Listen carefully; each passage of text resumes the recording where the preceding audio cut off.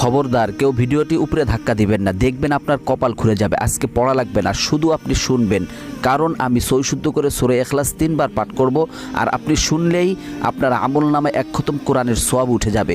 তো চলুন শুরু করা যাক। তো শুরু করার আগে যদি ভিডিওটি ভালো লাগে অবশ্যই চ্যানেলটি সাবস্ক্রাইব, ভিডিওটি লাইক এবং ভিডিওটি শেয়ার করার অনুরোধ করছি। তো চলুন শুনে আসি 3 বার। বিসমিল্লাহির রহমানির রহিম।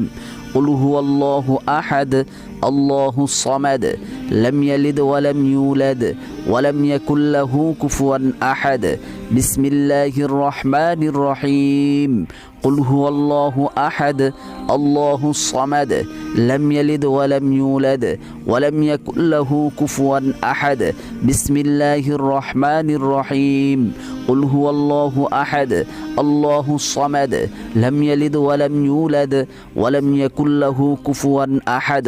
যারা শুনেছেন তাদের আমলনামায় 1 খতম কোরআনের সওয়াব উঠে গিয়েছে।